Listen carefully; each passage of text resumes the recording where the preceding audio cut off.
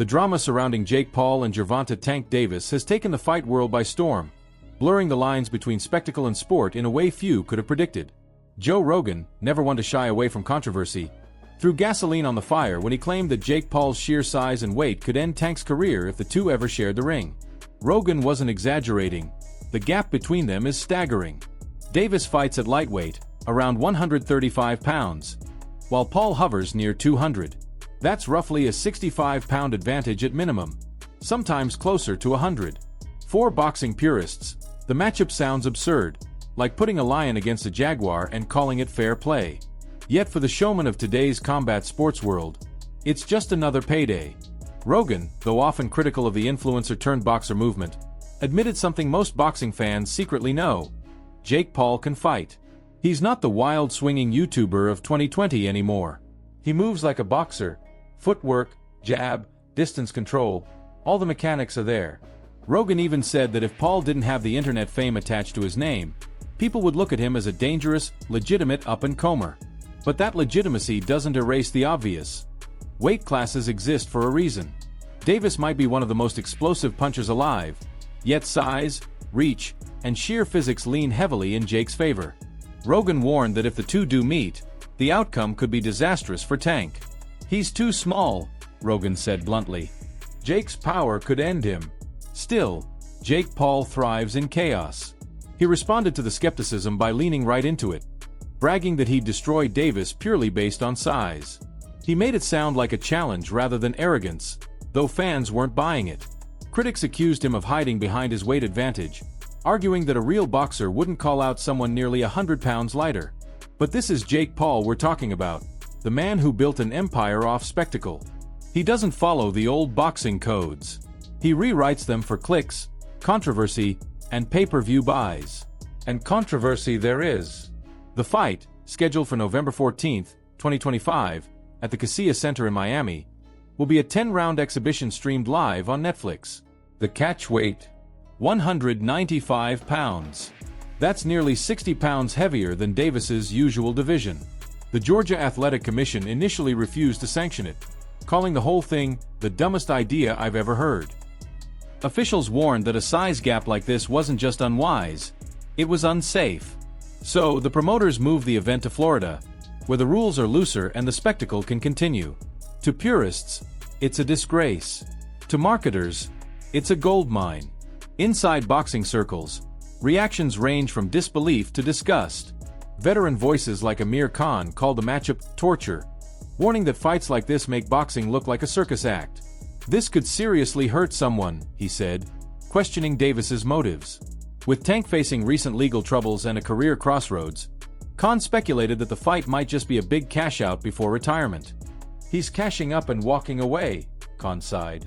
Others, like Shakur Stevenson, saw the move as a betrayal of the sport itself.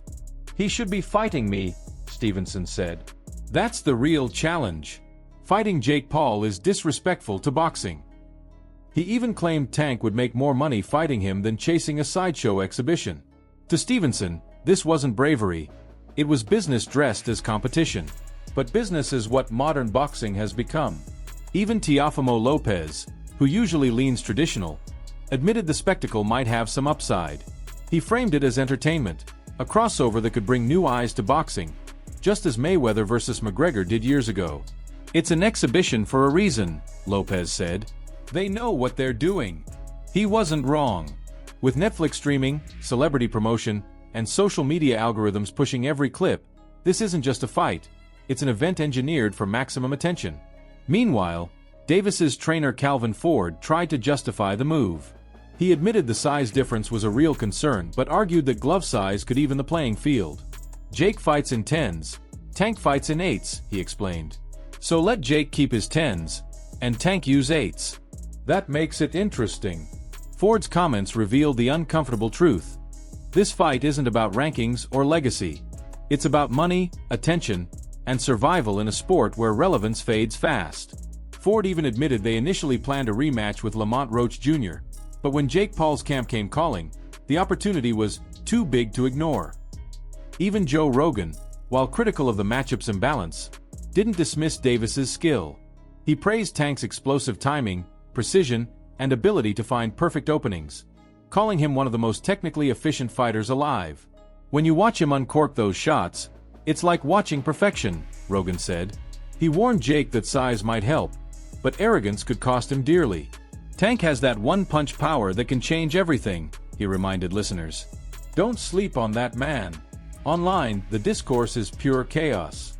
Fans argue in every direction, some calling Jake Paul a fraud chasing easy wins, others hailing him as a disruptor who brought boxing back into the mainstream spotlight.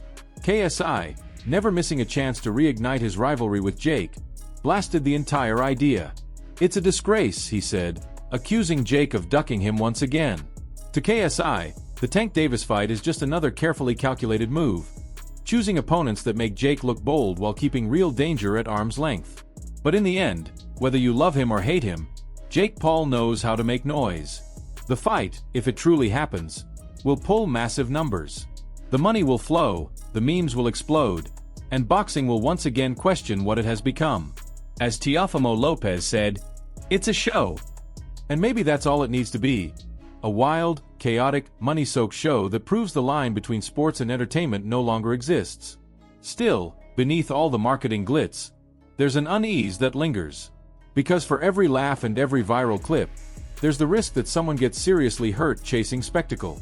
The commission's warnings weren't just bureaucratic, they were a reminder that weight, power, and physics can't be spun into entertainment without consequences. Jake Paul's confidence might fill arenas, but confidence doesn't protect against the kind of punch Tank Davis can land in a heartbeat. As the countdown to November 14th begins, one question looms over the entire sport. Are we watching the evolution of boxing or its slow, painful parody? When the lights go down and the cameras start rolling, we'll find out whether this is a new era of fighting, or the moment the game lost its soul. What about you? Do you think Jake Paul's size advantage guarantees victory? Or will Gervonta Tank Davis prove that skill beats size every time? Drop your predictions below, and if you love watching the drama of modern boxing unfold, make sure to like this video, subscribe for more fight breakdowns, and join the conversation in the comments.